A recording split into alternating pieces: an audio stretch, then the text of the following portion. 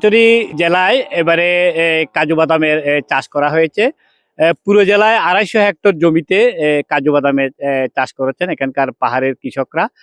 আহ, আমাদের কৃষি বিভাগ জানিয়েছেন যে ৩ শতাধিক বাগানি রয়েছে এই কাজু বাদামের।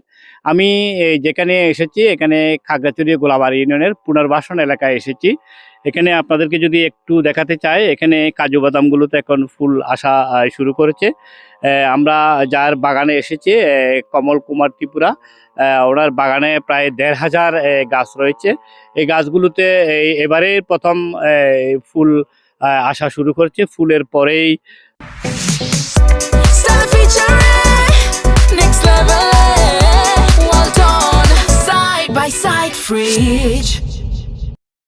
হয়তো এখানে গোটা আকারে কাজু বাদাম ঝুলতে থাকবে।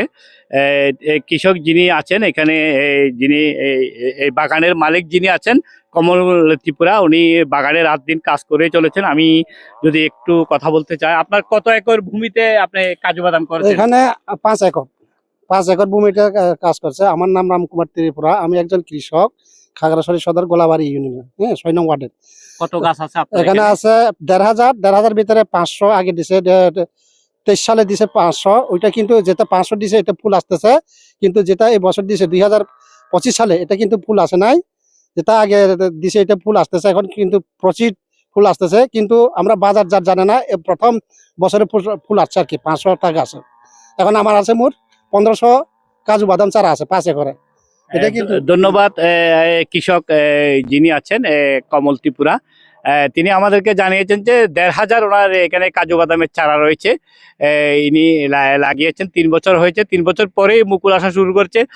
কৃষি বিভাগের যিনি আছেন ডিডি খাগড়াছড়ির নাসিরউদ্দিন চৌধুরী, তিনি আমাদেরকে জানিয়েছেন যে পুরো জেলায় এবারে ২৫০ হেক্টর ভূমিতেই কাজু বাদামের চাষ করা হয়েছে এবং কাজু বাদামের যে প্রকল্প রয়েছে কফি ও কাজু বাদাম, সে প্রকল্প থেকে তারা এই কৃষকদেরকে নানা ধরনের সহায়তা দিয়ে যাচ্ছেন।